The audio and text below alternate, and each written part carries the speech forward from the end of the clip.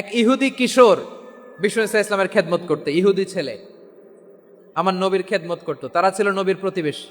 তো অনেক দিন হয় ইহুদি ছেলেটা আসে না। বিশ্বনবী খোঁজ দিলেন, ঘটনা কি? একটা ইহুদি ছেলে না আমার খেদমতে আসতো, ছেলেটা কই? খোঁজ নিয়ে জানলেন ছেলেটা অসুস্থ। বিষ্ণু ইসলাম ওই ইহুদির বাড়িতে চলে গেলেন ওই ছেলেটাকে দেখা করার জন্য, ভিজিট করার জন্য। সুবহানাল্লাহ পড়বেন না? গেলেন, যে দেখে ইহুদি ছেলেটা মুমূর্ষ, জান যায় যায় ভাব, বিছানায় পড়ে আছে, তার বাবা দাঁড়ানো। বিশ্বনবী তার মাথার পাশে বসলেন, মাথায় হাত বুলিয়ে দিলেন, আর ছেলেটাকে বললেন, আসলিম, হে ইহুদি ছেলে, আসলিম, ইসলাম ধর্ম গ্রহণ করো। তো ছোট্ট ছেলে ভাবে আমরা ইহুদি, এখন ইসলাম ধর্ম গ্রহণ করলে আব্বা যদি বকা দেয়। ফানাযারা ইলা ওয়াজহি আবি, ছেলেটা তার বাবার চেহারার দিকে তাকালো, দেখে আব্বা কি কয়। আব্বা যদি বলে তাইলে ইসলাম ধর্ম গ্রহণ করব। ইহুদি ছেলেটা তার বাবার দিকে যখন তাকালো, ওর বাবা বলে, আতি আবুল কাসিম, আবুল কাসিম যা বলে তাই করো।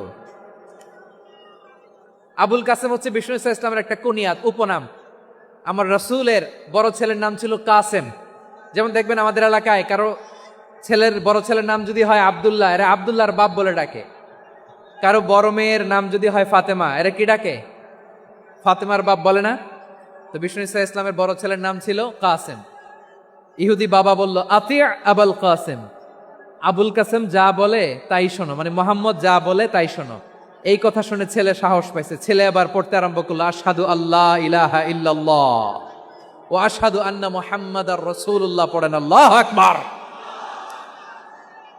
বিশ্বনবীর আহ্বান শুনে ওই আহ্বানে সাড়া দিয়ে ইহুদি ছেলে শাহাদা পড়ে মুসলমান হয়ে গেল। তার হৃদয়টারে ইমানের নূর দিয়ে আলোকিত করে দিল কে? এবার রাসূল সাল্লাল্লাহু আলাইহি ওয়াসাল্লাম বের হয়ে আসলেন ঘর থেকে, আর পড়লেন, আলহামদুলিল্লাহিল্লাযী আনকাযাহু মিনান নার, প্রশংসা সে আল্লাহর, যে আল্লাহ জাহান্নামে চলে যাচ্ছিল প্রায় এমন একটা লোককে মুহূর্তের মধ্যে কালেমায়ে শাহাদাতের বদৌলতে জান্নাতি বানায় দিলেন। আওয়াজ করে পড়েন সুবহানাল্লাহ। বিষ্ণু ইসলামের স্ত্রীর নাম ছিল আয়েশা রাদিয়াল্লাহু তাআলা আনহা, আবু বকর রাদিয়াল্লাহু তাআলা আনহুর মেয়ে। আবু বকর রাদিয়াল্লাহু তাআলা আনহুর আরেক মেয়ের নাম হচ্ছে আসমা। দুজনই আবু বকর রাদিয়াল্লাহু তাআলা আনহুর মেয়ে। আসমা আর আয়েশা দুজন বোন, এক মায়ের না, বাবা এক মা দুইজন। আয়েশা রাদিয়াল্লাহু তাআলা আনহার মায়ের নাম উম্মে রুমান, আর আসমা রাদিয়াল্লাহু তাআলা আনহার মায়ের নাম কুতাইলা বিনতে আব্দুল উজ্জা। আবু বকর রাদিয়াল্লাহু তাআলা আনহু 4টা বিয়ে করেছিলেন। তো একই ঘটনা ঘটেছে এই ফ্যামিলিতে। আসমা ইসলাম ধর্ম গ্রহণ করে মুসলিমা, কিন্তু তার মা কোতাইলা মুশরিকা। আই রিপিট, বোঝার জন্য আমি আবারও বলি, আসমা রাদিয়াল্লাহু তাআলা আনহা মুসলিমা, আর আসমার মা কোতাইলা মুশরিকা। তার মানে মেয়ে মুসলিম, মা অমুসলিম, ভেজাল আছে না নাই? কিন্তু কোতাইলা আর ধৈর্য ধারণ করতে পারে না। নার ছেড়া ধন, কলিজার টুকরা ধন, কলিজার টুকরা সন্তান আসমারে দেখতে বড্ড মন চায়। সাইয়েদনা আসমা রাদিয়াল্লাহু তাআলা আনহা মক্কা থেকে হিজরত করে মদিনায় চলে গেলেন হুদাইবিয়ার পর। যখন মক্কা মদিনার ট্রাফিক স্বাভাবিক হলো, মক্কার লোক মদিনায় যায়, মদিনার লোক মক্কায় আসে। কোচাইলা কলিজার টুকরা সন্তান আসমারে দেখার জন্য কিছু উপহার নিয়ে বিশাল মরুপথ পাড়ি দিয়ে মক্কা থেকে মদিনায় যায়। সুবহানাল্লাহ বলেন। এখন মা আসছে মেয়ের সাথে দেখা করতে, মেয়ে তো আর দেখা দেয় না।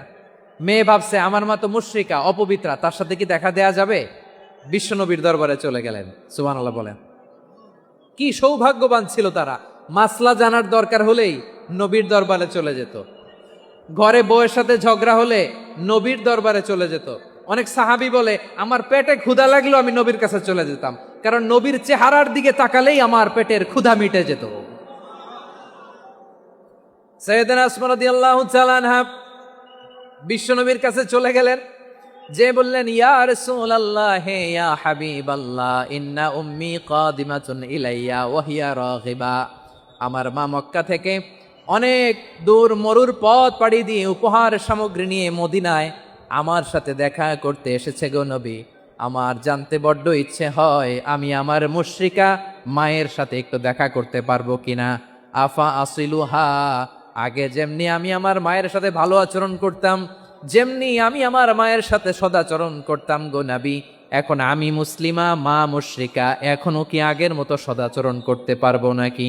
বিশ্বনবী বললেন, নাম সিলিহা, হ্যাঁ রে আসমা, অবশ্যই অবশ্যই, আগে ঠিক যেমন তুমি তোমার মায়ের সাথে ভালো আচরণ করতে, এখনো তেমনি আগের মতো ভালো আচরণ করবা। আওয়াজ করে পড়েন সুবহানাল্লাহ। সপ্তম হিজরিতে বিষ্ণু ইসলাম সব সুপার পাওয়ারের কাছে চিঠি দিলেন, রোমান সম্রাটের কাছে, পারস্য অধিপতির কাছে, মিশরের অধিপতির কাছে, সবার কাছে চিঠি লিখলেন।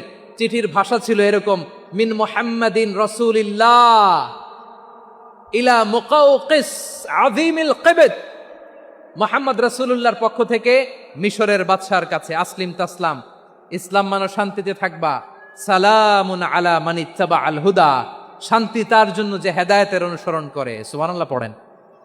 তো এই চিঠি অনেকে ভালোভাবে রিসিভ করেছে, অনেকে এই চিঠি পাওয়ার পরে নবীর কাছে আবার ইন রিটার্ন উপহার পাঠিয়েছে।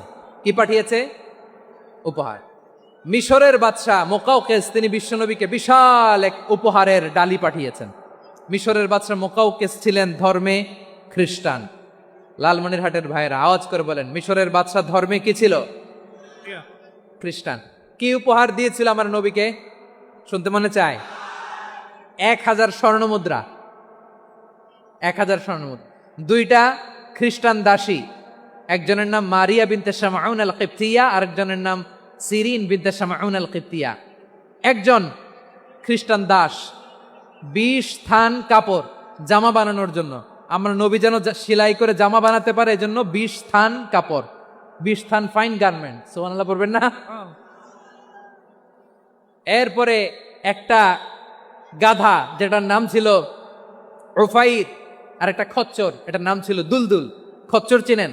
গাধা আর ঘোড়ার ক্রসিং এ যে প্রাণীটা দুনিয়াতে আসে ওটার খচ্চর বলে।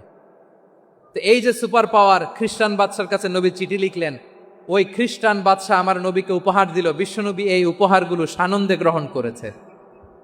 সুবহানাল্লাহ পড়বেন না? তাহলে অমুসলিম কেউ যদি আপনাকে উপহার দেয়, হালাল উপহার হলে আপনি গ্রহণ করতে পারবেন। অনুরূপভাবে পারস্যের বাদশাহ, রোম সম্রাট বিশ্বনবীকে উপহার পাঠিয়েছেন। আমার নবী সবগুলো উপহার গিফট গ্রহণ করেছেন। সুবহানাল্লাহ বলেন। তাহলে প্রিয় লালমনিরহাট, আওয়াজ করে বলুন, ইসলাম কি ন্যারো মাইন্ডেড রিলিজিয়ন না ব্রড মাইন্ডেড? আম্মাজান আয়েশার কাছে মাসালা জানতে চায় মেয়েরা, হে আম্মাজান, অগ্নি উপাসকেরা তাদের ঈদের দিন নওরোজের সময় আমাদেরকে পাখি দেয়, নেওয়া যাবে? উনি বললেন, ওরা জবাই করে দিলে নেওয়া যাবে না, কিন্তু ওরা যদি ফলমূল এরকম খাবার দেয় এগুলো নেওয়া যাবে। তার মানে অমুসলিমদের দেয়া উপহার এটা গ্রহণ করা যায়। সুবহানাল্লাহ বলেন। শুধু তাই নয়, বিষ্ণু ঈসা ইসলাম অমুসলিমদের সাথে আর্থিক লেনদেনও করেছেন, ফিনান্সিয়াল ডিলিং করেছেন। অমুসলিমদের সাথে প্রয়োজনে আপনি ফিনান্সিয়াল ডিলিং করতে পারবেন। আমরা প্রায় দেখি বাজারের মিষ্টির দোকানগুলো আমার হিন্দু ভাইদের। লালমনিরহাটে মিষ্টির দোকান, দইয়ের দোকান কারা চালায়? হিন্দুরা চালায় না? তারপরে যে বারবার শপ, চুল কাটে যে নাপিত, অধিকাংশ নাপিতের দোকানে কারা? আমার হিন্দু ভাইরা। তা আপনি চুল কাটতে পারবেন কিনা? পারবেন কিনা বলেন? পারবেন। তার দোকান থেকে দই মিষ্টি কিনতে পারবেন কিনা? হ্যাঁ, আমার মুসলিম ভাইয়ের দোকান থাকলে ওইটারে আমি বেশি প্রায়োরিটি দিব, ঠিক কিনা? কিন্তু যদি তাদের সার্ভিস নিতে চান, প্রোডাক্ট নিতে চান, পারবেন। তার দলিল সহিহ বুখারী, আম্মা জান আয়েশা রাদিয়াল্লাহু তাআলা আনহা বলেন, ইশতারা রাসূলুল্লাহ সাল্লাল্লাহু আলাইহি ওয়াসাল্লাম মিন ইয়াহুদিয়িন তুআমান ওয়া রাহানাহু দিরআহু মিন হাদিদ। রাসূল সাল্লাল্লাহু আলাইহি ওয়াসাল্লাম এক ইহুদির কাছ থেকে, কার কাছ থেকে? আমার নবী, পেয়ারা নবী এক ইহুদির কাছ থেকে জব কিনেছিল, জব, বার্লি, যেটা দিয়ে রুটি বানায়। ওই জবের দাম দেওয়ার টাকা পয়সা নবীর কাছে ছিল না, ফলে নবী ওনার একটা পোশাককে মর্গেজ রেখেছিলেন, মর্গেজ, বন্ধক, যে এখন এটার দাম দিতে পারবো না, কয়েক কেজি বার্লি নিয়ে যাই আর বন্ধক হিসেবে আমার জামাটা রেখে গেলাম, যেদিন দাম দিব ওই দিন জামাটা ছুটায় নিয়ে যাব। বাকিতে নিছিলেন, বাকিতে। দিরআহু মিন হাদিদ, লোহার তৈরি বর্ম, মানে যুদ্ধের পোশাক, লোহা দিয়ে বানানো। বিশ্বনবী বললেন, কয়েক কেজি জব দাও, টাকাটা পরে দিব, এখন টাকা নাই, বন্ধক হিসেবে, মর্গেজ হিসেবে আমার জামা রেখে গেলাম, যখন টাকা দিব জামা ছুটায় নিব। আওয়াজ করে বলতে হবে সুবহানাল্লাহ। এ থেকে বোঝা গেল অমুসলিমদের সাথে ফিনান্সিয়াল ডিলিং করা যায়, অর্থনৈতিক লেনদেন করা যায়, কেনাবেচা করা যায়, প্রোডাক্ট কেনা যায়। এমনকি আমাদের মসজিদে নববীতে বারান্দায় আপনারা একটা অটোমেটিক ফ্লাইং আমব্রেলা দেখছেন? সূর্য যখন বাড়ে মসজিদে নববীর বারান্দায় ইয়ার্ডের মধ্যে অটোমেটিক্যালি কিছু আমব্রেলা আছে সাঁ করে খুলে যায়, আর সূর্যের তাপ লাগে না। আবার সন্ধ্যাবেলায় এই আমব্রেলাগুলো ওরা ক্লোজ করে ফেলে, দেখেন নাই না? দেখছেন? এই মসজিদে নববীকে সর্বোচ্চ উন্নত মানের কনস্ট্রাকশন ইনফ্রাস্ট্রাকচারে ডেভেলপ করার জন্য কর্তৃপক্ষ কিছু অমুসলিম ইঞ্জিনিয়ারের ডিজাইনারের সহায়তা নিয়েছিল। সুবহানাল্লাহ বলেন। কোন দলিলের ভিত্তিতে? এই দলিলের ভিত্তিতে যে বিষ্ণু ইসা ইসলাম অমুসলিমদের সাথেও লেনদেন করেছেন। আওয়াজ করে বলতে হবে আল্লাহু আকবার। শুধু তাই নয়, ইন কেস অফ ইমার্জেন্সি, প্রয়োজনে ইসলামের খাতিরে ইসলামকে সামনের দিকে এগিয়ে নিয়ে যাওয়ার জন্য অমুসলিমদের সাপোর্ট নেওয়া জায়েজ আছে। সুবহানাল্লাহ বলেন। অমুসলিমদের সাপোর্ট নেয়া, তাদের থেকে অর্থ নেয়া, পলিটিক্যাল সাপোর্ট, পলিটিক্যাল অ্যাসাইলাম নেওয়া জায়েজ আছে। খুলনাতে সর্বশেষ যে আমি প্রোগ্রাম করে গেলাম, সেখানে কয়েকশো হিন্দু ভাই আসছে আমাদের আলোচনা শুনতে, আলহামদুলিল্লাহ। অনেক বৌদ্ধরা আসে, অনেক খ্রিস্টানরা আসে। এবার সফরেও অনেক হিন্দু ভাইরা আমার সাথে দেখা করেছে। তারা বলেছে, হুজুর আমরা আপনার আলোচনা শুনি, আলহামদুলিল্লাহ বলেন। So it's our responsibility to present hour religion to our non Muslim brothers and sisters. আদতে বাংলাদেশের ইতিহাস বলে আমাদের দেশে কোনো দাঙ্গা নাই, আছে? লালমনিরহাটের ভাইয়ের আওয়াজ করে বলেন, আমাদের দেশে হিন্দু মুসলিম দাঙ্গা আছে? আমরা ভাই ভাই, আওয়াজ করে বলুন তো, আমরা কি ভাই ভাই? কিন্তু কিছু দুষ্ট লোক আছে, তারা আমাদের সম্পর্কের মধ্যে ফাটল ধরাতে চায়, ঠিক কিনা বলেন?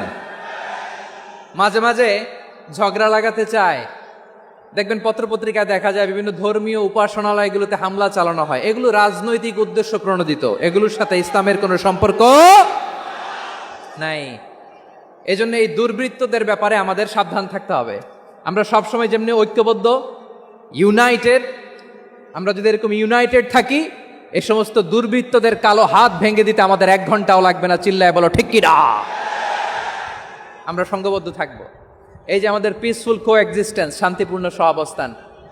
হিন্দুরা পূজা করে, যেদিন হিন্দুদের পূজা অনুষ্ঠান, আমরা ওই দিন তাফসির মাহফিল করি না, ঠিক কিনা বলেন?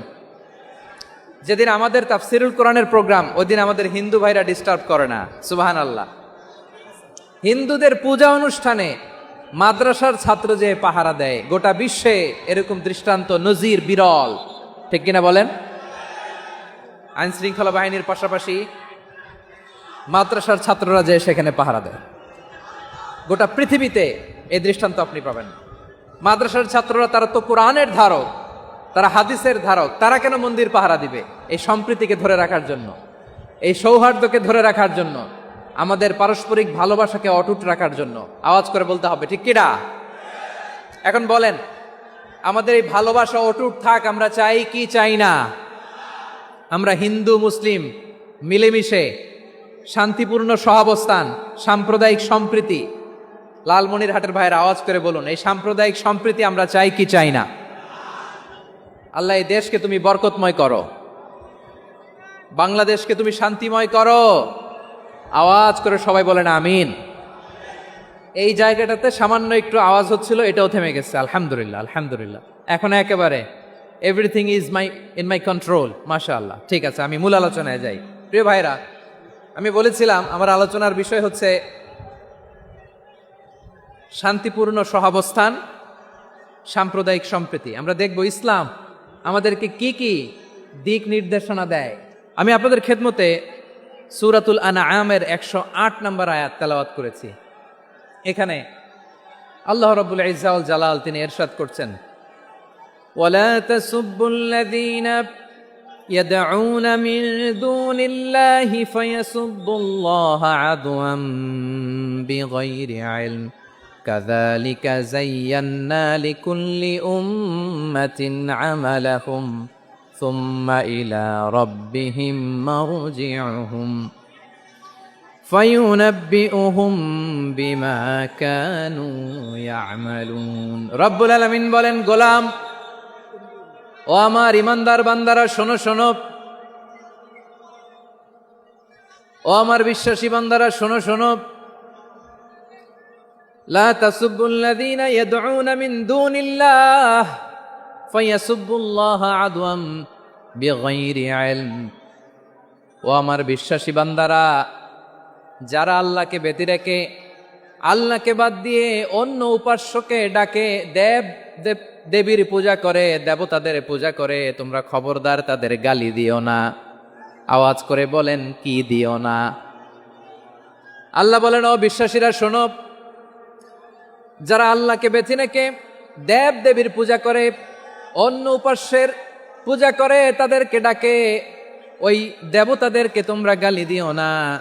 যদি ওই দেবতাদেরকে গালি দাও, তাহলে ভুলবশত, শত্রুতাবশত তারা তোমাদের রব আল্লাহকে গালি দেবে। ঠিক কিনা? তোমরা যদি তাদের দেবতাদের গালি দাও, ওরা রেগে তোমার আল্লাহরে গালি দিবে, তাহলে আল্লাহরে গালি খাওয়ানোর কারণ হয়ে গেলাম আমি। ঠিক কিনা বলেন?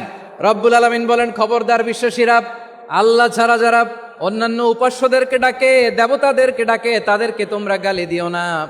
ওই সমস্ত দেবতাদেরকে যদি তোমরা গালি দাও, তাহলে তারা আল্লাহকে গালি দিবে। ঠিক কিনা বলেন?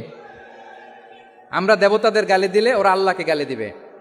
রব্বুল আলামিন বলেন, খবরদার দেবতাদেরকে গালি দিও না, তাহলে ওরা তোমার রব আল্লাহরে গালি দেবে। প্রতিটি জাতির জন্য তাদের কাজকে আমি আল্লাহ সুশোভিত করে রেখেছি। তারা সবাই একদিন আমার কাছেই ফিরে আসবে। এরপর আমি রব্বুল আলামিন তাদের আমলনামা তাদেরকে জানিয়ে দেব। সুবহানাল্লাহ পড়ে। অন্য ধর্মের দেবতাদেরকে যে গালি দেয়া যাবে না, এই আদেশটা কার? আরো জোরে বলুন, কার? গালি দিবেন কোন দেবতাকে? দিবেন? যদি দেন, তাহলে ওরা আল্লাহরে গালি দিবে। তাহলে আল্লাহরে গালি খাওয়াইলো কে? আপনি। ঠিক কিনা বলেন? আমি আল্লাহকে গালি খাওয়ানোর কারণ হলাম। কারণ আমি যদি গালি না দিতাম, ওরা আমার রবকে গালি দিত না। আওয়াজ করে বলেন, ঠিক কিনা? তাহলে প্রিয় ভাইয়েরা, ইসলাম আমাদেরকে শিখায়, সূরাতুল আনআমের 108 নম্বর আয়াত থেকে আমরা বুঝলাম, কোনো ধর্মকে ছোট করা যাবে না। অন্য ধর্মকে ছোট করা মানে ইসলামকে ছোট করা। অন্য ধর্মের দেবতাকে গালি দেওয়া মানে আল্লাহকে গালি খাওয়ানো। আওয়াজ করে বলেন, ঠিক কিনা? খবরদার, এটা করা যাবে না। আর অন্য ধর্মের দেবতাকে যদি আপনি গালি দেন, ওরা ইসলাম থেকে দূরে সরে যাবে। যাও ইসলামের প্রতি আকৃষ্ট হয়েছিল, আর কোনোদিন ইসলামের ধারে কাছে আসবে না। আওয়াজ করে বলেন, ঠিক কিনা? এজন্য কখনো কোনোদিন অন্য ধর্মের দেবতাদেরকে গালি দেয়া যাবে না। অন্য ধর্মের কোনো দেবতাদেরকে আমরা গালি দিব না, গালি দিব না। বরং ইসলামের beauty, the beauty of Islam, ইসলামের সৌন্দর্যকে আমরা তুলে ধরব। আমরা যদি বিশ্বনবী সাল্লাল্লাহু আলাইহি ওয়াসাল্লামের জীবনের দিকে তাকাই, তাহলে আমি দেখব বিষ্ণু ইসলাম মক্কাতে কিংবা মদিনাতে অন্য ধর্মের লোকদের সাথে খুব পিসফুলি লাইফ লিড করেছেন। হোক মুশরিক, হোক খ্রিস্টান, হোক ইহুদি, বিশ্বনবী সবার সাথে মিলেমিশে ছিলেন। আলহামদুলিল্লাহ বলেন। ইসলাম হচ্ছে পিসফুল রিলিজিয়ান। অন্য ধর্মের প্রতি সহনশীলতার সবক ইসলাম আমাদেরকে দেয়। কিন্তু প্রতিটি মুসলিমের এটা মনে রাখতে হবে, আল্লাহর কাছে পছন্দনীয়, গ্রহণযোগ্য ধর্ম, জীবনাদর্শ একটি, সেটা হচ্ছে ইসলাম। আওয়াজ করে বলেন, সেটা কি? লালমনিরহাটের ভাইয়েরা আওয়াজ করে বলুন, আল্লাহর কাছে মনোনীত ধর্ম একটি, সেটা কি? এজন্য রব্বুল আলামিন বলেন, ইন্নাদ-দীনা ইনদাল্লাহিল ইসলাম, আল্লাহর কাছে মনোনীত, গ্রহণযোগ্য, অ্যাকসেপ্টেড ধর্ম, মতাদর্শ একটা, সেটা হলো ইসলাম। ইসলাম ছাড়া অন্য কোনো ধর্ম যদি কেউ তালাশ করে, তার ওই ধর্ম আল্লাহ গ্রহণ করবে না। ওমাই ইয়াবতাগি গায়রাল ইসলামি দীনান ফালাই ইউকবালা মিন ওয়া হুয়া ফিল আখিরাতি মিনাল খাসিরিন। Whoever seek anything except Islam, that won't be accepted from him, and he will be loser in the day of judgment. কিয়ামতের দিন ইসলাম ছাড়া কেউ যদি অন্য কোনো ধর্ম তালাশ করেছে দুনিয়াতে, তার এই মতাদর্শ গ্রহণ করা হবে না। and he will be loser, সে হবে লুজার, ক্ষতিগ্রস্ত, হাই হাই কোম্পানির ম্যানেজার। ওর আমও শেষ, সালাও শেষ। আওয়াজ করে বলেন, ঠিক কি না? এজন্য ইসলাম পেয়ে আমরা খুশি না বেজার? প্রত্যেক নামাজ শেষে আমরা আল্লাহরে বলি, আল্লাহ রাদিতু বিল্লাহি রাব্বা ওয়া বিল ইসলামি দীনা ওয়া বি মুহাম্মাদিন নাবিয়ান ওয়া রাসূলা। ও আল্লাহ, তোমারে রব হিসেবে পেয়ে আমরা খুশি, ও আল্লাহ, ইসলামকে ধর্ম হিসেবে পেয়ে আমরা খুশি, বিশ্বনবীকে আমাদের রাসূল পেয়ে আমরা খুশি।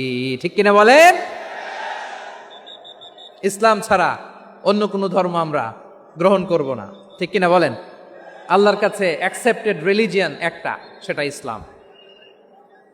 তো বিশ্বনবী সাল্লাল্লাহু আলাইহি ওয়াসাল্লাম মক্কাতে কিংবা মদিনাতে খুব পিসফুলি এক্সিস্ট করেছেন, যে কোনো ধর্মের সাথে মিলেমিশে চলেছেন। তার প্রমাণ আমরা যদি রাসূল সাল্লাল্লাহু আলাইহি ওয়াসাল্লামের বায়োগ্রাফির দিকে তাকাই, তাহলে দেখব তিনি মুশরিকদের সাথে পিস ট্রিটি করেছেন, শান্তি চুক্তি, পিস ট্রিটি, পিস এগ্রিমেন্ট।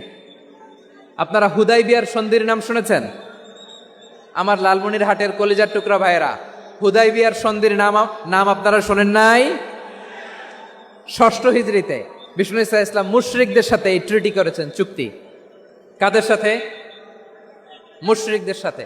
আমরা তো মুসলমান বসতে পারি না, আমরা দুই মুসলিম ভাই একসাথে বসে চা খেতে পারি না, গল্প করতে পারি না। বিষ্ণু ঈসা ইসলাম মুশরিকদের সাথে ট্রিটি করেছেন, হুদাইবিয়ার সন্ধি। এই সন্ধির আগে মক্কা থেকে কেউ মদিনায় যেতে পারে না, মদিনা থেকে কেউ মক্কায় যেতে পারে না। কিন্তু এই সন্ধির পরে ট্রাফিক স্বাভাবিক হয়ে গেল, মক্কার লোকেরা মদিনায় আসতে পারে, মদিনার লোকেরা মক্কায় আসতে পারে। এটাকে বলে সুলহে হুদাইবিয়া, the peace agreement of Hudaibiya, শান্তি চুক্তি। আমরা পৃথিবীতে এখন অনেক শান্তি চুক্তির নাম শুনি, এগুলো সব the piece treaty of Hudaibiya থেকে কপি করা। আল্লাহু আকবার। তাহলে বিশ্বনবী সাল্লাল্লাহু আলাইহি সাল্লাম তিনি যে শান্তিপূর্ণ সহাবস্থানে বিশ্বাসী ছিলেন, মুসলমানেরা যে অন্য ধর্মের প্রতি সহনশীল, তার প্রমাণ হচ্ছে এই পিস ট্রিটি। শুধু তাই নয়, মাইকের সাউন্ডটা একটু বাড়াই দিতে হবে, খুব দুর্বল, একটু মজবুত করতে হবে, আর একটু ক্লিন করতে হবে, আর সবগুলা জায়গায় সাউন্ড যাচ্ছে কিনা একটু ক্রস চেক করতে হবে। হ্যাঁ, পাবেন দিচ্ছে mike operator, he is trying his level best, দিচ্ছে। মাইক অপারেটর যিনি আছেন, প্রতিটি জায়গায় প্রতিটি সাউন্ড বক্সে যেন আওয়াজ পাওয়া যায়, একটু ক্রস চেক করেন, সাউন্ডটাকে একটু স্ট্রং করে দেন। হ্যাঁ, ঠিক আছে, মাশাআল্লাহ। এদিকে তাকান, এদিকে। মক্কার পার্ট গেল, পিস এগ্রিমেন্ট করলেন, শান্তি চুক্তি। বিষ্ণু ঈসা ইসলাম মদিনায় যে কি করলেন? মদিনায় যে বিষ্ণু ঈসা ইসলাম মদিনা চার্টার করলেন, মদিনা সনদ, সাহিফাতুল মদিনা, এটার বলে মদিনা চার্টার। যে ওয়েস্টে, ইউরোপে, আমেরিকাতে তারা অনেক চার্টার করে, এই সব চার্টার মদিনা চার্টার থেকে কপি করা। আওয়াজ করে পড়েন সুবহানাল্লাহ। বিষ্ণু ঈসা ইসলাম মদিনায় গেলেন, মদিনাতে মুসলিম, মুশরিক, ইয়াহুদি, এই তিন ধর্মের লোক মিলে সব স্টেক হোল্ডার যারা আছে সবাইকে নিয়ে বিষ্ণু ঈসা ইসলাম মদিনা চার্টার করলেন, মদিনা সনদ, পড়েন সুবহানাল্লাহ। শুধু তাই নয়, মক্কাতে বিশ্বনবী পিস এগ্রিমেন্ট করলেন, শান্তি চুক্তি মুশরিকদের সাথে। মদিনাতে যে বিশ্বনবী মদিনা চার্টার করলেন, মদিনা সনদ করলেন ইহুদিদের সাথে। আবার মদিনাতে বিশ্বনবী ইহুদিদের সাথে পিস ডায়ালগ করলেন, ইন্টারফেথ ডায়ালগ করলেন, আন্তধর্মীয় সংলাপ করলেন। যেই সংলাপের মূল ভিত্তি ছিল তাওহীদ। মূল ভিত্তি ছিল কি? তাওহীদ। বিশ্বনবী ইহুদিদেরকে ডাকলেন, আহ্বান করলেন, কুল ইয়া আহলাল কিতাবি তাআলাউ ইলা কালিমাতিন সাওয়াইম বাইনানা ওয়া বাইনাকুম আল্লা না'বুদা ইল্লাল্লাহ ওয়া লা নুশরিকা বিহি শাইআন ওয়া লা ইয়াত্তাখিযা বা'দুনা বা'দান আরবাবাম মিন দুনিল্লাহ فإن تولوا فقولوا اشهدوا بأننا مسلمون। সুবহানাল্লাহ পড়েন। বিশ্বনবী মদিনার ইহুদিদের ডেকে বললেন, ও ইহুদিরা, শোনো শোনো, আসো এমন একটা আদর্শের প্রশ্নে আমরা একত্রিত হই, যে আদর্শের প্রচার তোমাদের নবীরাও করেছে, আমিও করি, যে আদর্শের কথা তোমাদের পবিত্র ধর্মগ্রন্থগুলোতে আছে, আমার কোরআনেও আছে, সেটা হলো তাওহীদ। আমরা এক আল্লাহ ছাড়া কারো ইবাদত করব না, আল্লাহর সাথে কাউরে শরীক করব না। বিগাইরি তিবি নাফসিন ওয়া আনা হাজিজুহু ইয়াউমাল কিয়ামা। খবরদার, জেনে রেখো, কেউ যদি কোনো সংখ্যালঘুর উপরে অত্যাচার করে, কোনো সংখ্যালঘুর প্রাপ্য থেকে যদি কেউ কাউকে ঠকায়, সংখ্যালঘুর উপর যদি কেউ কষ্ট দেয়, কোনো সংখ্যালঘুর সম্পদ যদি কেউ জোর করে কেড়ে নেয়, আমি কিয়ামতের দিন বিশ্বনবী ওই সংখ্যালঘুর পক্ষে আর ওই মুসলমানদের বিপক্ষে বাদী হয়ে দাঁড়াবো। সুবহানাল্লাহ বলতে পারলেন না? আল্লাহু আকবার। আপনি নামাজি, আপনি মুসল্লি, আপনি হাজী সাহেব, তাহাজ্জুদ পড়তে পড়তে কপালে দাগ ফেলে দিছেন, আপনার প্রতিবেশী হিন্দু, ভাবছেন আমার তো পাওয়ার আছে, ওর জমিটা দখল করি। বিশ্বনবী বলেন কিয়ামতের দিন ওই হিন্দুর পক্ষে তোর বিরুদ্ধে আমি বাদী হয়ে দাঁড়াবো। পৃথিবীর কোন ধর্মে এরকম স্টেটমেন্ট পাবেন? পাবেন? আপনি ভাবছেন আপনি নামাজ পড়লে হাজী সাহেব কপালে দাগ ফেলায় দিলে আপনি সেলসেলায় জান্নাতে চলে যাবেন না? খবরদার। বিশ্বনবী বলেন কোন সংখ্যালঘুর উপর যদি কেউ আক্রমণ করে, তার প্রাপ্য তাকে না দিয়ে যদি তাকে ঠকায়, তার উপর জুলুম করে, তার সম্পদ যদি কেড়ে নেয়, আমি নবী, তুমি মুসলিম হইতে পারো, মুসল্লি হইতে পারো, তার পক্ষে তোমার বিপক্ষে আল্লাহর দরবারে বাদী হয়ে দাঁড়াবো। আচ্ছা লালমনিরহাটের ভাইরা, কথা বুঝতে পারলে আওয়াজ করে উত্তর দেন। বিশ্বনবী যদি কারো বিপক্ষে দাঁড়ায় কিয়ামতের দিন, আই রিপিট, আমি আবারও বলছি, বিশ্বনবী যদি কিয়ামতের দিন কারো বিপক্ষে দাঁড়ায়, ও তো সেলসেলায়া জান্নাতি, তাই না? জান্নাতি না?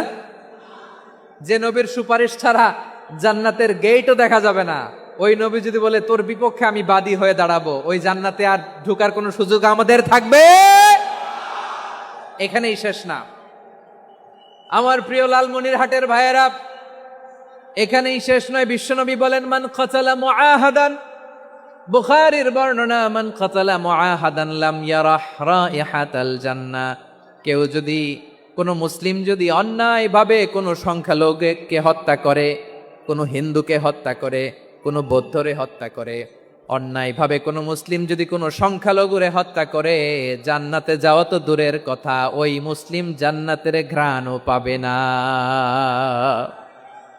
সেই বুখারীর বর্ণনা, মান কাতালা মুআহাদান লাম ইয়ারাহ রাইহাতাল জান্নাহ ওয়া ইন্না রিহাহা লা ইউজাদু মিন মাসিরাতি 40 আমা।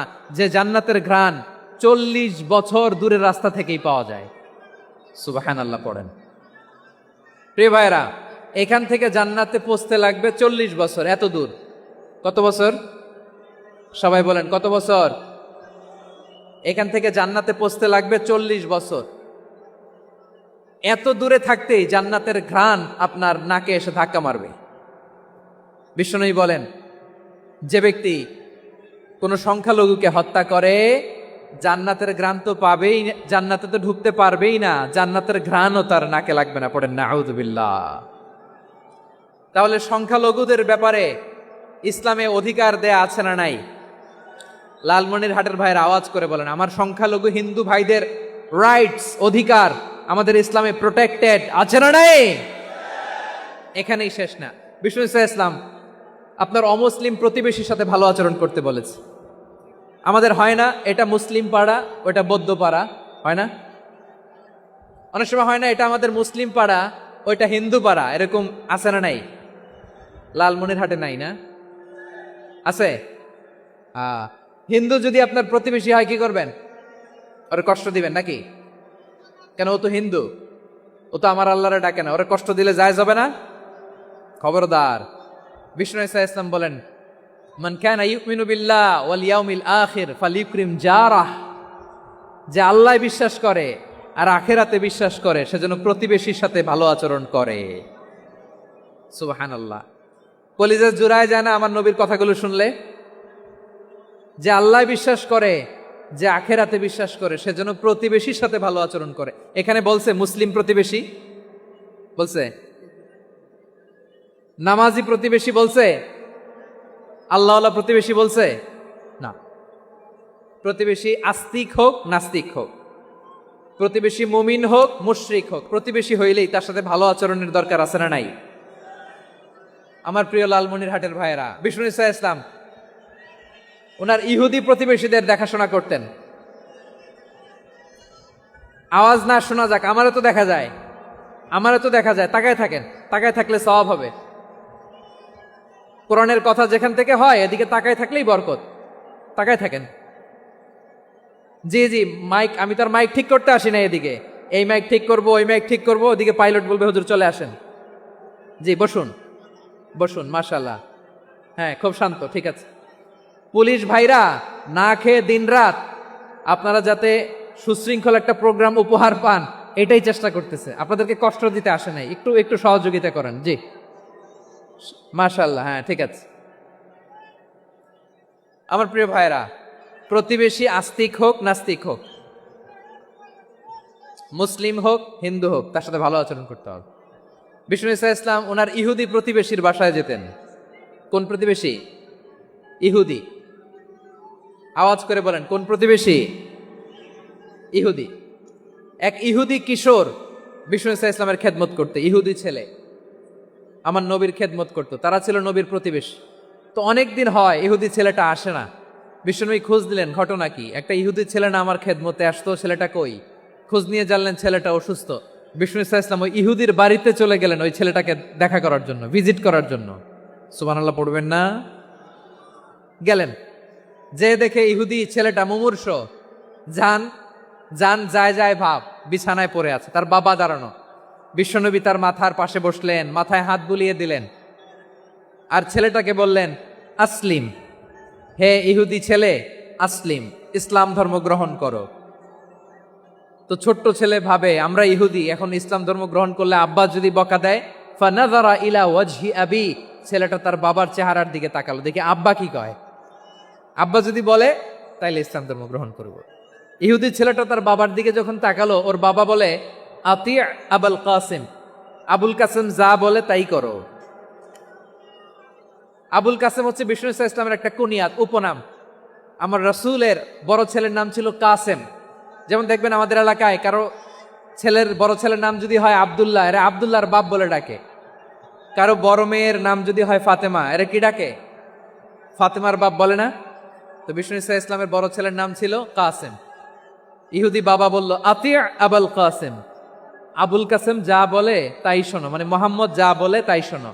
এই কথা শুনে ছেলে সাহস পাইছে, ছেলে আবার পড়তে আরম্ভ করলো আশহাদু আল্লাহ ইলাহা ইল্লাল্লাহ ওয়া আশহাদু আন্না মুহাম্মাদার রাসূলুল্লাহ, পড়েন আল্লাহু আকবার। বিশ্বনবীর আহ্বান শুনে ওই আহ্বানে সাড়া দিয়ে ইহুদি ছেলে শাহাদা পড়ে মুসলমান হয়ে গেল। তার হৃদয়টারে ইমানের নূর দিয়ে আলোকিত করে দিল কে? প্রিয় ভাইরা, এবার রাসূল সাল্লাল্লাহু আলাইহি ওয়াসাল্লাম বের হয়ে আসলেন ঘর থেকে, আর বললেন আলহামদুলিল্লাহিল্লাযী আনকাযাহু মিনান নার। প্রশংসা সে আল্লাহর, যে আল্লাহ জাহান্নামে চলে যাচ্ছিল প্রায় এমন একটা লোককে মুহূর্তের মধ্যে কালেমায়ে শাহাদাতের বদৌলতে জান্নাতি বানায় দিলেন। আওয়াজ করে পড়েন সুবহানাল্লাহ। এই হাদিস থেকে আমরা কি শিখলাম? What is the moral of the story? এক নম্বর স্টোরি হলো, প্রতিবেশী ইহুদি হোক হিন্দু হোক, যাবেন, সুসম্পর্ক রাখবেন, উপহার দিবেন, বিপদে পাশে দাঁড়াবেন, তাইলেই তো আপনাদের প্রতি, মুসলমানদের প্রতি তারা আকৃষ্ট হবে, ঠিক কিনা বলেন? আপনি যদি হিন্দুদের সাথে বৌদ্ধদের সাথে নাই মিশেন, নাস্তিকের কাছে নাই যান, তো ইসলামের সৌন্দর্যটা ওরা বুঝবে কেমনে? আমার অনেক হিন্দু পরিচিত ভাই আছে, ওরা আমাদের ইফতারির প্রোগ্রামে এসে একসাথে ইফতারি করে। অনেক মদখোর আমার সাথে বসে একসাথে ডিনার করে, হাফ প্যান্ট পরা, গলায় স্বর্ণের চেইন, হাতে স্বর্ণের ব্রেসলেট, আইসা আমার সাথে ডিনার করছে, আছে এরকম। গাঁজাখোর, আমি বলি আসো, welcome welcome to my dinner, আসো বসো, বসলেই তো আমি ওর ডিএনএ, চিন্তার ডিএনএ চেঞ্জ করে দেওয়ার সুযোগ পাবো। চিল্লায় বলো ঠিক কিনা? আসতে হবে আমার কাছে। Hour door is open, the door of Islam is open 24/7। সব সময় আমাদের ইসলামের দরজা আমার অমুসলিম ভাইদের জন্য খোলা আছে না নাই? এই হাদিস থেকে দুইটা শিক্ষা। এক নম্বর শিক্ষা, প্রতিবেশী মুসলিম হোক অমুসলিম হোক, যান, অসুস্থ হইলে একটু আপেল নিয়ে যান, আঙ্গুর নিয়ে যান, কমলা নিয়ে যান, তাদের সাথে ভালো আচরণ করেন। ইসলামের বিউটি দেখে, সৌন্দর্য দেখে অবাক হবে, নসিব ভালো হলে কোনোদিন কালিমা পড়ে মুসলমান হয়ে যাবে, ঠিক কিনা বলেন? তাহলে অমুসলিমের সাথে ভালো সম্পর্ক। বিশ্বনবী ইহুদির বাড়িতে গেলেন, ইহুদির বাড়ি, আর আমার মুসলমান ভাই আমার কাফের বলে, এরকম আছে না নাই? মুসলিমরা দেখতে পারে না, সহ্য করতে পারে। বিষ্ণু ইসলাম ইহুদির বাড়িতে গেলেন, এটা একটা শিক্ষা। আরেকটা শিক্ষা হলো, বিষ্ণু ইসলামের খাদেম ছিল ইহুদি, এতদিন খেদমত করলো, একদিনও বিশ্বনবী ওরা কালিমার দাওয়াত দেয় নাই। কারণ কি? বিশ্বনবী একটা ভালো সময়ের অপেক্ষা করতেছিলেন, প্রপার টাইমিং। দাঈর কাজ হচ্ছে দাঈ ইলাল্লাহ, সে হচ্ছে সুযোগ সন্ধানী। দাঈ সুযোগ খোঁজে, কখন দাওয়া দিলে ব্যাটে বলে হবে, ঝুব্বু যে কোপ মারে, ঠিক কিনা বলেন? বিষ্ণু ইসলাম ভালো সময়ের অপেক্ষা করতেছিলেন, দেখি ভালো সময় আসুক আসুক আসুক আসুক। আস্তে আস্তে এমন সময় আসছে, ছেলে এবার মুমূর্ষ। অসুস্থ ব্যক্তির হৃদয় অত্যন্ত নরম থাকে।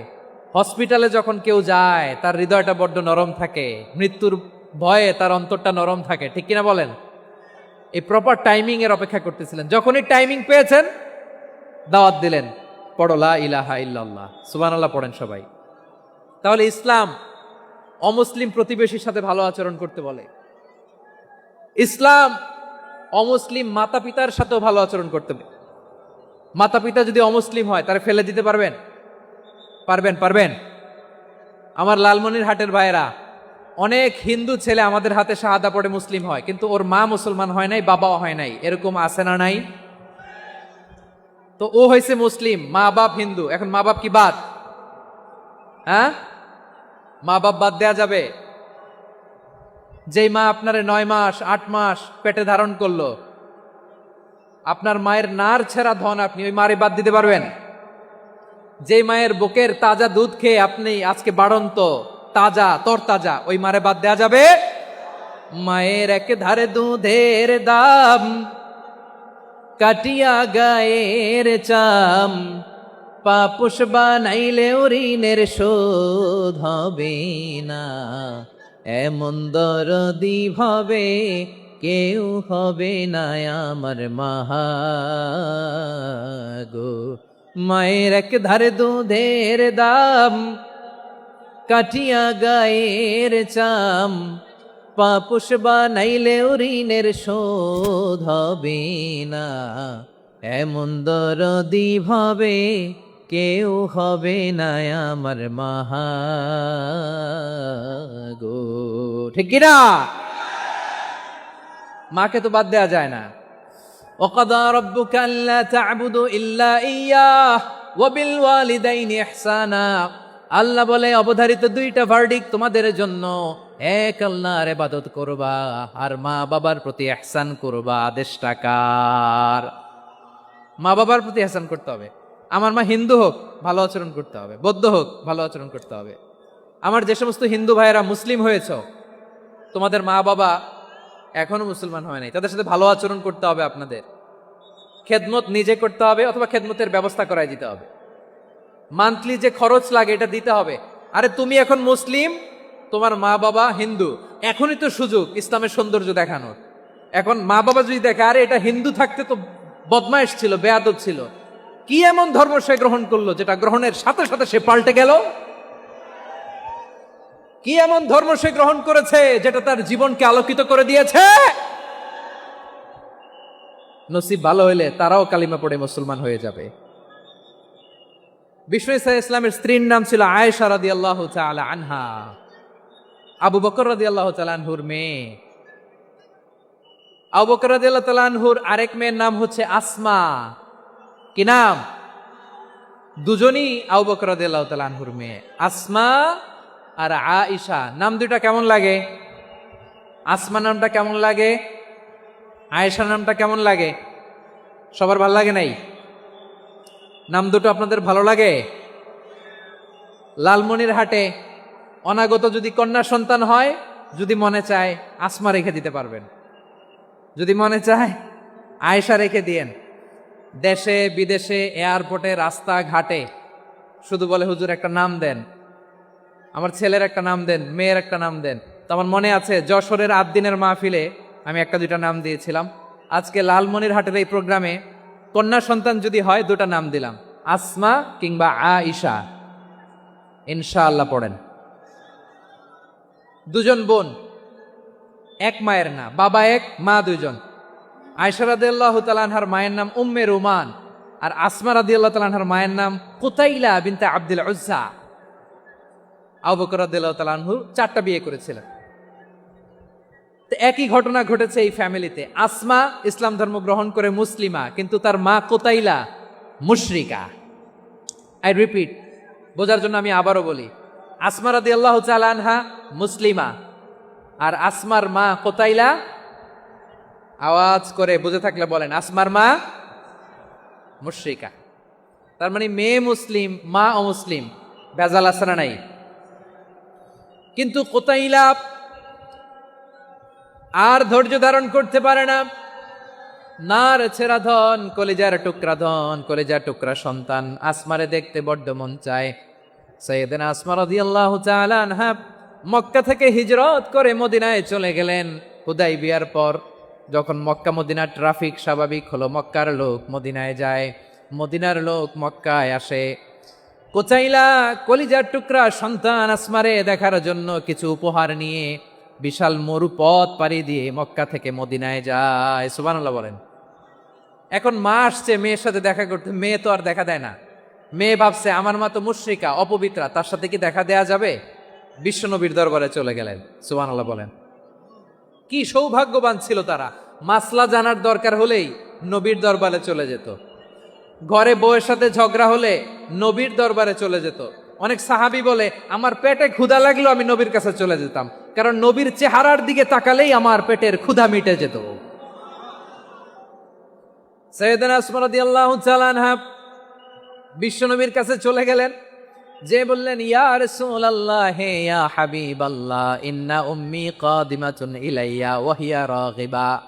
আমার মা মক্কা থেকে অনেক দূর মরুর পথ পাড়ি দিয়ে উপহার সামগ্রী নিয়ে মদিনায় আমার সাথে দেখা করতে এসেছে গো নবী। আমার জানতে বড্ড ইচ্ছে হয় আমি আমার মুশরিকা মায়ের সাথে একটু দেখা করতে পারবো কিনা।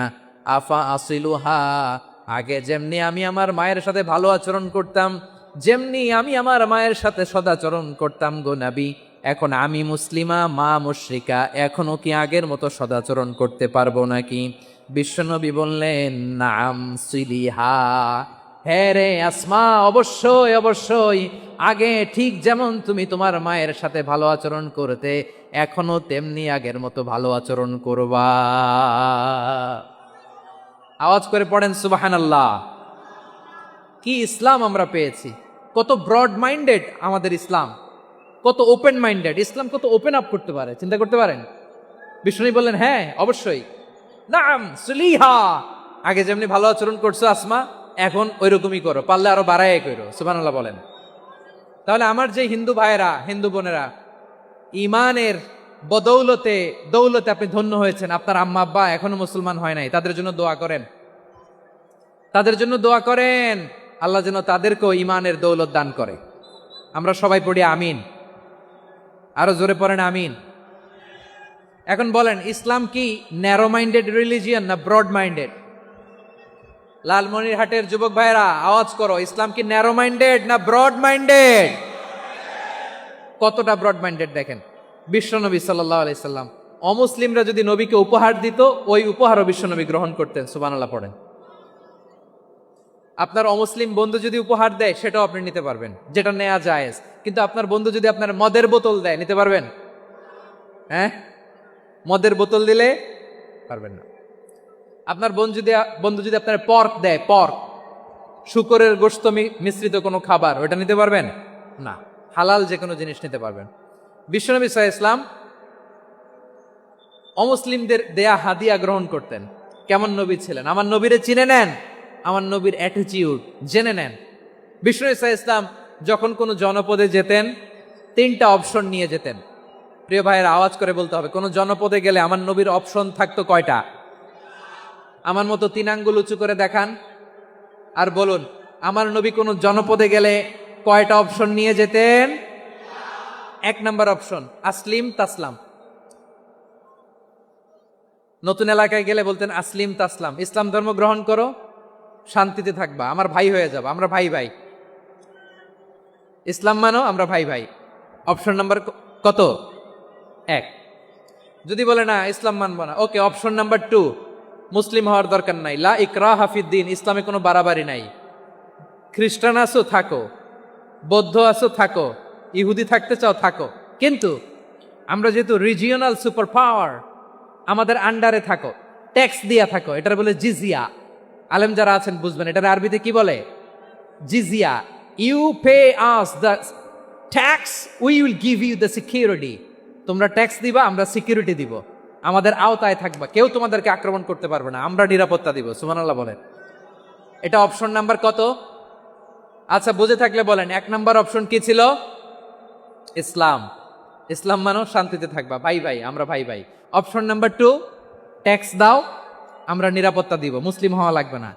এখন 1 নাম্বারও মানে না, 2 নাম্বারও মানে না, মুসলিম হব না, ভালো খ্রিস্টান থাকো, ট্যাক্স দাও, আমরা সিকিউরিটি দিব না, এইটাও মানি না। বিষ্ণু বলেন তাহলে তলোয়ার আমাদের আর তোমাদের মাঝে ফায়সালা করবে। মুসলিমও হব না, ট্যাক্স দিবা, নিরাপত্তা দিব, আমরা সুপার পাওয়ার, আমাদের আন্ডারে থাকবে, এইটাও না। তাহলে তোমাদেরকে তো আমরা বিশ্বাস করতে পারি না, কখন না কখন বিশ্বাসঘাতকতা করো, কার সাথে মিলে হাত মিলাও, তলোয়ার আমাদের মাঝে ফায়সালা করবে। তখন তিনি জেহাদের সশস্ত্র সংগ্রামের ঘোষণা দিতেন। সুবহানাল্লাহ পড়েন। দেখেন পশ্চিমারা জেহাদকে এইভাবে চিত্রায়িত করে না। ওরা জেহাদ বলতে বুঝায় তলোয়ার, হাত কাটো, গলা কাটো না। জেহাদ সশস্ত্র সংগ্রাম 3 নম্বরে। অধিকাংশ ক্ষেত্রেই বিশ্বনবীর সুন্দর আচরণ দেখে, আরে আমার নবীর যে নুরানি চেহারা, অনেকে তো কেবল সিরেফ চেহারাটা দেখেই কালিমা পড়ে মুসলমান হয়ে গিয়েছে। যারা মুসলিম হয় নাই তারা তাদের ইসলামেই বলবৎ ছিল, ট্যাক্স দিয়ে ইসলামের আন্ডারে ছিল। যারা এটাও মানে নাই ওইটাও মানে নাই, তাদের বিরুদ্ধে জেহাদ। বিষ্ণু ইসলাম 7ম হিজরিতে যখন খায়বার বিজয়ের পরে ইসলাম রিজিওনাল সুপার পাওয়ার হিসেবে আত্মপ্রকাশ করলো, বিশ্বনবী চিঠি লিখলেন অন্যান্য সুপার পাওয়ারের কাছে, রাষ্ট্রীয় চিঠি লেখে এক রাষ্ট্রপ্রধান আরেক রাষ্ট্রপ্রধানের কাছে। ঠিক কিনা বলেন? জানেন না আপনারা? এই যে 24-এর ছাত্র নাগরিক অভ্যুত্থানে, এই অভ্যুত্থান যখন শুরু হয়, আমি তখন সাউথ আফ্রিকাতে একটা স্ট্যাটাস দিয়েছিলাম, কোটা নয় গোটা দেশ সংস্কার করা লাগবে। শুধু বাংলাদেশ নয়, সারা বিশ্বের বাংলা ভাষাভাষী লোকেরা এই আন্দোলনের সাথে সমর্থন তারা করেছে, এটাকে সাপোর্ট করেছে, তারা সমর্থন দিয়েছে। আমাদের ইউনাইটেড আরব আমিরাতের বাংলাদেশি ভাইয়েরা তারা সেখানে রাস্তায় নেমে এসেছিল, জানেন? ওইখানে ডেমনস্ট্রেশন করা যায় না, সেখানকার সরকার তাদেরকে যাবজ্জীবন দিয়েছিল। তখন আমাদের এই যে প্রধান উপদেষ্টা ডক্টর মোহাম্মদ ইউনূস সরাসরি G2G বলে, এটারে G2G, government to government, G2G, উনি চিঠি লিখলেন যে তাদেরকে, ইউর হাইনেস, হে সম্মানিত আমির, আপনি আমার এই চিঠির কারণে আমার সম্মানে এই 53 জন বাংলাদেশিকে মাফ করে দেন। এই চিঠির বদৌলতে বেকসুর খালাস পেয়ে গিয়েছিল আমাদের ভাইরা। জানেন না এই ঘটনা আপনারা? তাহলে গভর্নমেন্ট টু গভর্নমেন্ট চিঠি দেওয়া হয়। 7ম হিজরিতে বিষ্ণু ইসলাম সব সুপার পাওয়ারের কাছে চিঠি দিলেন, রোমান সম্রাটের কাছে, পারস্য অধিপতির কাছে, মিশরের অধিপতির কাছে, সবার কাছে চিঠি লিখলেন। চিঠির ভাষা ছিল এরকম, মিন মুহাম্মাদিন রাসূলিল্লাহ ইলা মুকাওকিস আযীমিল কিবত, মুহাম্মদ রাসূলুল্লাহর পক্ষ থেকে মিশরের বাদশার কাছে, আসলিম তাসলাম, ইসলাম মানো শান্তিতে থাকবা, সালামুন আলা মান ইত্তাবা আল হুদা, শান্তি তার জন্য যে হেদায়েতের অনুসরণ করে। সুবহানাল্লাহ পড়েন। তো এই চিঠি অনেকে ভালোভাবে রিসিভ করেছে, অনেকে এই চিঠি পাওয়ার পরে নবীর কাছে আবার ইন রিটার্ন উপহার পাঠিয়েছে। কি পাঠিয়েছে? উপহার। মিশরের বাদশাহ মুকাওকিস তিনি বিশ্বনবীকে বিশাল এক উপহারের ডালি পাঠিয়েছেন। মিশরের বাদশাহ মুকাওকিস ছিলেন ধর্মে খ্রিস্টান। লালমনিরহাটের ভাইয়েরা আওয়াজ করে বলেন, মিশরের বাদশাহ ধর্মে কি ছিল? খ্রিস্টান। কি উপহার দিয়েছিল আমার নবীকে? শুনতে মনে চায়? আওয়াজ নাই লালমনিরহাটের গলায়, শুনতে মনে চায়? 1000 স্বর্ণ মুদ্রা, 1000 স্বর্ণ মুদ্রা। 2টা খ্রিস্টান দাসী, একজনের নাম মারিয়া বিনতে শামউন আল কিবতিয়া, আরেকজনের নাম সিরিন বিনতে শামউন আল কিবতিয়া। একজন খ্রিস্টান দাস 20 থান কাপড় জামা বানানোর জন্য, আমরা নবী যেন সেলাই করে জামা বানাতে পারে এজন্য 20 থান কাপড়, 20 থান ফাইন গার্মেন্ট। সুবহানাল্লাহ পড়বেন না? এরপরে একটা গাধা যেটার নাম ছিল উফাইর, আর একটা খচ্চর, এটার নাম ছিল দুলদুল। খচ্চর চেনেন? গাধা আর ঘোড়ার ক্রসিং এ যে প্রাণীটা দুনিয়াতে আসে এটার খচ্চর বলে।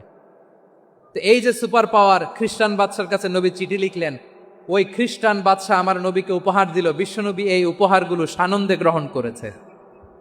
সুবহানাল্লাহ পড়বেন না? তাহলে অমুসলিম কেউ যদি আপনাকে উপহার দেয়, হালাল উপহার হলে আপনি গ্রহণ করতে পারবেন। অনুরূপভাবে পারস্যের বাদশাহ, রোম সম্রাট বিশ্বনবীকে উপহার পাঠিয়েছেন, আমার নবী সবগুলো উপহার গিফট গ্রহণ করেছেন। সুবহানাল্লাহ বলেন। তাহলে প্রিয় লালমনিরহাট, আওয়াজ করে বলুন, ইসলাম কি ন্যারো মাইন্ডেড রিলিজিয়ন না ব্রড মাইন্ডেড? আম্মাজান আয়েশার কাছে মাসালা জানতে চায় মেয়েরা, হে আম্মাজান, অগ্নি উপাসকেরা তাদের ঈদের দিন নওরোজের সময় আমাদেরকে পাখি দেয়, নেওয়া যাবে? উনি বললেন, ওরা জবাই করে দিলে নেওয়া যাবে না, কিন্তু ওরা যদি ফলমূল এরকম খাবার দেয় এগুলো নেওয়া যাবে। তার মানে অমুসলিমদের দেয়া উপহার এটা গ্রহণ করা যায়। সুবহানাল্লাহ বলেন। শুধু তাই নয়, বিষ্ণু ঈসা ইসলাম অমুসলিমদের সাথে আর্থিক লেনদেনও করেছেন, ফিনান্সিয়াল ডিলিং করেছেন। অমুসলিমদের সাথে প্রয়োজনে আপনি ফিনান্সিয়াল ডিলিং করতে পারবেন। আমরা প্রায় দেখি বাজারের মিষ্টির দোকানগুলো আমার হিন্দু ভাইদের। লালমনিরহাটে মিষ্টির দোকান, দইয়ের দোকান কারা চালায়? হিন্দুরা চালায় না। তারপরে যে বারবার শপ, চুল কাটে যে নাপিত, অধিকাংশ নাপিতের দোকানে কারা? আমার হিন্দু ভাইরা।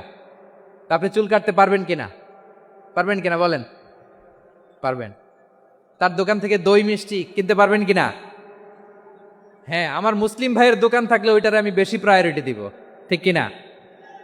কিন্তু যদি তাদের সার্ভিস নিতে চান, প্রোডাক্ট নিতে চান, পারবেন। তার দলিল সহিহ বুখারী, আম্মা জান আয়েশা রাদিয়াল্লাহু তাআলা আনহা বলেন, ইশতারা রাসূলুল্লাহ সাল্লাল্লাহু আলাইহি ওয়াসাল্লাম মিন ইয়াহুদিয়িন তুআমান ওয়া রাহানাহু দিরআহু মিন হাদিদ। রাসূল সাল্লাল্লাহু আলাইহি ওয়াসাল্লাম এক ইহুদির কাছ থেকে, কার কাছ থেকে? সবাই বলে নাই, কার কাছ থেকে? আমার নবী, পেয়ারা নবী এক ইহুদির কাছ থেকে জব কিনেছিল, জব, বার্লি, যেটা দিয়ে রুটি বানায়। ওই জবের দাম দেওয়ার টাকা পয়সা নবীর কাছে ছিল না, ফলে নবী ওনার একটা পোশাককে মর্গেজ রেখেছিলেন, মর্গেজ, বন্ধক, যে এখন এটার দাম দিতে পারবো না, কয়েক কেজি বার্লি নিয়ে যাই আর বন্ধক হিসেবে আমার জামাটা রেখে গেলাম, যেদিন দাম দিব ওই দিন জামাটা ছুটায় নিয়ে যাব। সুবহানাল্লাহ পড়বেন না? বাকিতে নিছিলেন, বাকিতে। দিরআহু মিন হাদিদ, লোহার তৈরি বর্ম, মানে যুদ্ধের পোশাক, লোহা দিয়ে বানানো। বিশ্বনবী বললেন, কয়েক কেজি জব দাও, টাকাটা পরে দিব, এখন টাকা নাই, বন্ধক হিসেবে, মর্গেজ হিসেবে আমার জামা রেখে গেলাম, যখন টাকা দিব জামা ছুটায় নিব। আওয়াজ করে বলতে হবে সুবহানাল্লাহ। এ থেকে বোঝা গেল অমুসলিমদের সাথে ফিনান্সিয়াল ডিলিং করা যায়, অর্থনৈতিক লেনদেন করা যায়, কেনাবেচা করা যায়, প্রোডাক্ট কেনা যায়। এমনকি আমাদের মসজিদে নববীতে বারান্দায় আপনার একটা অটোমেটিক ফ্লাইং আমব্রেলা দেখছেন? সূর্য যখন বাড়ে মসজিদে নববীর বারান্দায় ইয়ার্ডের মধ্যে অটোমেটিক্যালি কিছু আমব্রেলা আছে, সাঁ করে খুলে যায়, আর সূর্যের তাপ লাগে না। আবার সন্ধ্যাবেলায় এই আমব্রেলাগুলো ওরা ক্লোজ করে ফেলে, দেখেন নাই না? দেখছেন? এই মসজিদে নববীকে সর্বোচ্চ উন্নত মানের কনস্ট্রাকশন ইনফ্রাস্ট্রাকচারে ডেভেলপ করার জন্য কর্তৃপক্ষ কিছু অমুসলিম ইঞ্জিনিয়ারের, ডিজাইনারের সহায়তা নিয়েছিল। সুবহানাল্লাহ বলেন। কোন দলিলের ভিত্তিতে? এই দলিলের ভিত্তিতে যে বিষ্ণু ঈসা ইসলাম অমুসলিমদের সাথেও লেনদেন করেছেন। আওয়াজ করে বলতে হবে আল্লাহু আকবার। শুধু তাই নয়, ইন কেস অফ ইমার্জেন্সি, প্রয়োজনে ইসলামের খাতিরে, ইসলামকে সামনের দিকে এগিয়ে নিয়ে যাওয়ার জন্য অমুসলিমদের সাপোর্ট নেওয়া জায়েজ আছে। সুবহানাল্লাহ বলেন। অমুসলিমদের সাপোর্ট নেয়া, তাদের থেকে অর্থ নেয়া, পলিটিক্যাল সাপোর্ট, পলিটিক্যাল অ্যাসাইলাম নেওয়া জায়েজ আছে। আমার ভাইয়েরা, বিশ্বনবীর বয়স তখন প্রায় 51 বছর। কত বছর? বিশ্বনবীর সবচেয়ে কাছের মানুষ খাদিজা রাদিয়াল্লাহু তাআলা আনহা ইন্তেকাল করেছেন। বিশ্বনবী বড্ড কষ্ট পেলেন, হৃদয়টা ভেঙে খান খান। যিনি ঘরের ভেতরে বিশ্বনবীকে সান্ত্বনা দিতেন, ভালোবাসা দিতেন, বাইরে গেলে কুরাইশরা বকাঝকা করে, অত্যাচার করে, কিন্তু আম্মাজান খাদিজা রাদিয়াল্লাহু তাআলা আনহা ঘরটারে এমন শান্তির নীড় বানায় রেখেছেন, এই ঘরের ভিতরে ঢুকলে বিশ্বনবীর কলিজাটা ঠান্ডা হয়ে যেত। এজন্য রব্বুল আলামিন বলেন, খাদিজা, ও আমার বান্দি খাদিজা, জান্নাতে এমন স্পেশাল একটা ঘর আমি তোমার জন্য রেডি করে রেখেছি। ওই ঘরের মধ্যে কোনো আওয়াজ নাই, ওই ঘরের মধ্যে কোনো নয়েজ নাই, ওই ঘরে কোনো বিশৃঙ্খলা নাই। কারণ মক্কার জমিনে আমার নবী কুরাইশদের বিশৃঙ্খলা, নয়েজ আর ঝামেলাগুলোকে উপেক্ষা করে যখন তোমার ঘরের ভিতরে ঢুকতো, ঘরটারে তুমি শান্তির নীড়, ঠান্ডা, নীরব, নিস্তব্ধ, নিঝুম আর শান্তির নীড় বানিয়ে রেখেছো। এজন্য জান্নাতে স্পেশাল একটা শান্তির নীড় আমি তোমারে উপহার দেব। ওই প্রিয়তমা স্ত্রী খাদিজা ইন্তেকাল করলেন। বিশ্বনবীর হৃদয় ভেঙে খান খান। আবার ওনার চাচা আবু তালেব ইন্তেকাল করলেন, যিনি পলিটিক্যাল শেল্টার দিতেন নবীকে। কে দিতেন? আবু তালেবের ভয়ে, বিশ্বনবীর এই চাচার ভয়ে কোনো মুশরিক নবীর গায়ে হাত দেওয়ার সাহস পায় নাই। এখন স্ত্রীও নাই, চাচাও নাই, নবীকে আশ্রয় দেওয়ার কেউ নাই, নবীর চারদিকে অন্ধকার। নবী এখন কই যাবেন? আমার পেয়ারা নবী নতুন স্টেশন খুঁজতেছেন, নতুন দাওয়াতি প্ল্যাটফর্ম খুঁজতেছেন। তিনি যায়েদ বিন হারেসা রাদিয়াল্লাহু তাআলা আনহুকে নিয়ে মক্কার পাশের একটা নেইবরিং সিটি তায়েফে চলে গেলেন। কোথায় চলে গেলেন? লালমনিরহাটের ভাইয়ের আওয়াজ করে বলেন, কোথায় গেলেন? তায়েফে চলে গেলেন দিনের দাওয়াত দেওয়ার জন্য। কি দেওয়ার জন্য? নাকি জমি কিনতে গেছিলেন? জমি কিনতে, দুনিয়ার যশ খ্যাতির জন্য, নিজের কোনো লাভের জন্য? তায়েফবাসীদেরকে জাহান্নামের আগুন থেকে বাঁচানোর জন্য। আওয়াজ করে বলতে হবে, ঠিক কি না? বিশ্বনবী বিশাল মরুপথ, পাহাড়ি পথ পাড়ি দিয়ে তায়েফের মরুজমিনে গেলেন কোরআনের দাওয়াত নিয়ে, ইমানের দাওয়াত নিয়ে। কিন্তু তায়েফের লোকেরা বিশ্বনবীর দাওয়াতকে শুধু প্রত্যাখ্যান করেই থামে নাই, তারা বিশ্বনবীর সাথে অত্যন্ত খারাপ আচরণ করেছে। বিশ্বনবীকে শারীরিকভাবে হেনস্থা করেছে, আমার নবীকে শারীরিকভাবে অত্যাচার করেছে, আমার পেয়ারা নবীর গায়ে পাথর মেরেছে, বিশ্বনবীর গা বেয়ে ঝরঝর করে রক্ত ঝরেছে, নবী জামিনের মধ্যে লুটিয়ে পড়েছেন, আবার মেরেছে, আবার নবী হাঁটতে শুরু করলেন, পেছন থেকে আবার মেরেছে, আবার নবী রক্তাক্ত হয়ে জামিনের মধ্যে লুটিয়ে পড়লেন, আবার মেরেছে। বিশ্বনবীর মতো এত সুশ্রী মানব, বিশ্বনবীর মতো এত শুভ্র মানব, বিশ্বনবীর মতো এমন চমৎকার দেহাবয়ব দিয়ে রব্বুল আলামিন কাউকে বানান নাই।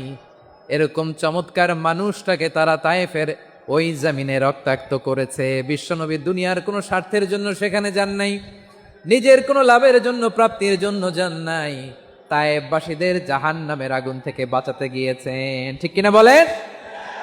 খে না খে দিন প্রচারের কাজে নিজেকে দিয়েছ বিলিয়ে, তায়েফের কাফিরেরা চিনল না সে আলো, দুষ্ট ছেলেদের পিছু দিল লেলিয়ে, পাথরের আঘাতে ক্ষত বিক্ষত হয়ে সারা শরীর থেকে রক্ত ঝরে।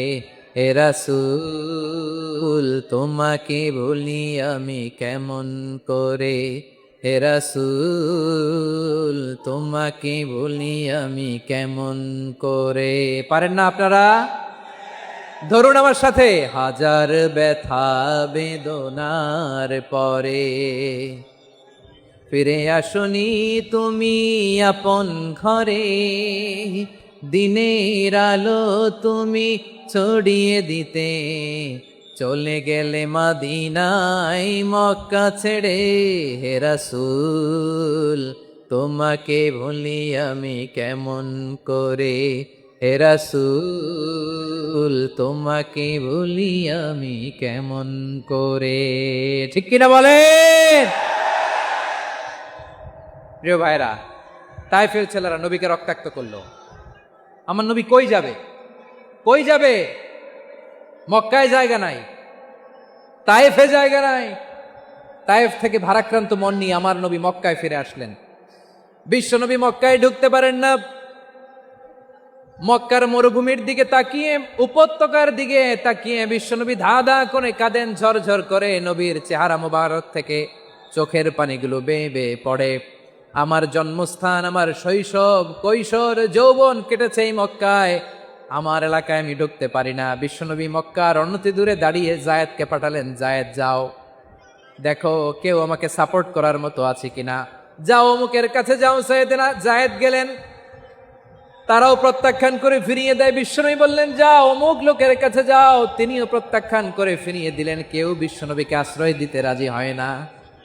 নিজ জন্মভূমিতে বিতাড়িত বিশ্বনবী, সর্বশেষ বিশ্বনবী বললেন যাও মুতঈম ইবনে আদির ঘরে যাও।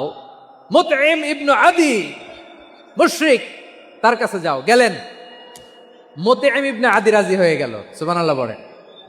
দেখেন, অনেক বিপদের সময়ও আমি নিজে সাক্ষী, সামাজিকভাবে, রাজনৈতিকভাবে কত ঝঞ্ঝা, কত ষড়যন্ত্র, কত কনস্পাইরেসি পাড়ি দিয়ে আমাদেরকে সামনে এগিয়ে যেতে হয়। এই শত্রুদের ভেতরেও একজনকে দাঁড় করিয়ে দেয় যে আল্লাহর কোরআনের জন্য রেডি হয়ে যায়। পড়েন সুবহানাল্লাহ। মুতঈম ইবনে আদি, আল্লাহ তার মনকে নরম করে দিলেন। মুতঈম বলে, মোহাম্মদ আমি তোমাকে আশ্রয় দিব। তার দুই ছেলেকে পাঠালেন, যাও খোলা তলোয়ার নিয়ে, স্কট দিয়ে, গার্ড অফ অনার দিয়ে মোহাম্মদকে মক্কায় ঢুকাও, আর বলো আমি আমান দেব। আমান কি দিব? আমান মানে সিকিউরিটি, নিরাপত্তা। সিকিউরিটি ছাড়া, আমান দেওয়া ছাড়া কেউ থাকতে পারতো না মক্কায়। দুই ছেলে বিষ্ণু ঈসা ইসলামকে নিয়ে আসলো। নবী কাবার চারদিকে তাওয়াফ করলেন, নামাজ পড়লেন। আবু জাহেল, উতবা, শাইবা, ওয়ালিদ ইবনে মুগীরা সবাই দেখে, কেউ কিছু করতে পারে না। কারণ মুতঈম ইবনে আদি ঘোষণা দিয়েছেন, আমি মোহাম্মদকে আমান দিয়েছি, মোহাম্মদের গায়ে যেন কেউ স্পর্শ না করে। আওয়াজ করে পড়েন সুবহানাল্লাহ। নবীর এই বিপদকালে মুহূর্তে মুতঈমের হৃদয়টারে নরম করে দিল কে? আচ্ছা, লালমনিরহাটের ভাইয়েরা বলেন, এই মুতঈম কি মুসলিম ছিল না মুশরিক? সবাই বলতে হবে, মুসলিম না মুশরিক? তাহলে মুশরিকের কাছ থেকে নবী পলিটিক্যাল অ্যাসাইলাম, আধুনিক রাষ্ট্রবিজ্ঞানের ভাষায় পলিটিক্যাল অ্যাসাইলাম, যেটাকে বলে রাজনৈতিক আশ্রয়, উনার আমান বা নিরাপত্তার এই ঘোষণায় তিনি মক্কায় ঢুকলেন। যতদিন নিরাপত্তা ছিল ছিলেন। মুতঈম যখন মারা গেল, বিষ্ণু ঈসা ইসলাম হিজরত করে মদিনায় চলে গেলেন। সুবহানাল্লাহ। কিন্তু মুতঈম যে বিশ্বনবীর উপকার করছে, এটা বিশ্বনবী ভুলে নাই। আমাদের অনেকে আছে, উপকার করার পরে আর খেয়াল থাকে না, খাওয়ার পরে গলা দিয়ে নামলে আর খেয়াল থাকে না। এরকম আছে না নাই? আমার নবী ভুলে নাই। বদরের প্রান্তরে 70 জন কাফেরকে যখন বন্দী করে বিশ্বনবীর সামনে হাঁটু গেড়ে দাঁড় করানো হলো, বসানো হলো, 70 জন কাফের। কয়জন? বিশ্বনবী তাদের দিকে তাকিয়ে বললেন, সহিহ বুখারীর বর্ণনা, লাউ কানাল মুতঈম ইবনে আদি হাইয়ান সুম্মা কাল্লামানি হাউলা ইন্নাতনা লা তারাকতুহুম লাহু। বদরের প্রান্তরে 70 জন বন্দী কাফিরের দিকে তাকিয়ে আমার নবী বললেন, আজকে মুতঈম ইবনে আদি যদি বেঁচে থাকতো আর তোমাদের 70 জনের ব্যাপারে যদি মুতঈম এক বাক্যে একটা সুপারিশ করত, তার সম্মানে আজকে তোদের সবাইরে আমি মাফ করে দিতাম। সুবহানাল্লাহ। নাই ওই যে চিল্লাচিল্লি, যে কথা বোঝে নাই, কোন জিনিস মিস করছে ওরা নিজেরাও বোঝে নাই। বিশ্বনবী মুতঈমের এই সাহায্যের কথা বলে নাই। 70 জন মুশরিক হাঁটু গেড়ে বসা, নবী চাইলে এখনই এক্সিকিউশন অর্ডার দিতে পারে। তিনি বললেন, আজকে যদি মুতঈম বেঁচে থাকতো আর মুতঈম যদি তোদের জন্য সুপারিশ করতে, এই আবর্জনাগুলোর ব্যাপারে সুপারিশ করতে, আমি মুহূর্তেই তোদেরকে এমনি মাফ করে দিতাম। এবার বলেন, ইসলাম কি ন্যারো মাইন্ডেড না ব্রড মাইন্ডেড? শুধু তাই নয়, যাকে যে সম্মান দেয়ার আমার নবী দিতেন, হোক আস্তিক হোক নাস্তিক, হোক মুসলিম হোক অমুসলিম। বিষ্ণু ঈসা ইসলাম যখন রোমান সম্রাটের কাছে চিঠি লিখেছেন, রোমান সম্রাটের কাছে বিশ্বনবী যখন চিঠি লিখলেন মিন মুহাম্মদ রাসূলিল্লাহ ইলা হিরাকলা আযীমির রোম, মুহাম্মদের পক্ষ থেকে হিরাক্লিয়াসের কাছে, যিনি হচ্ছেন আযীমির রোম। এটা নবী নিজ থেকে বানায় লিখছেন, অতিরিক্ত সম্মান দিয়ে। কোন রাষ্ট্রপ্রধান যখন আসে, তাদেরকে আমরা কি বলি জানেন? তার নামের শেষে HE এটা লিখতে হয়, H.E. মানে হিজ এক্সেলেন্সি। কি লেখে? হিজ এক্সেলেন্টি, অথবা ইউর হাইনেস, ইউর ম্যাজেস্টি। দেখেন, বিশ্বনবী সাল্লাল্লাহু আলাইহি ওয়াসাল্লাম সব নবীদেরও নবী।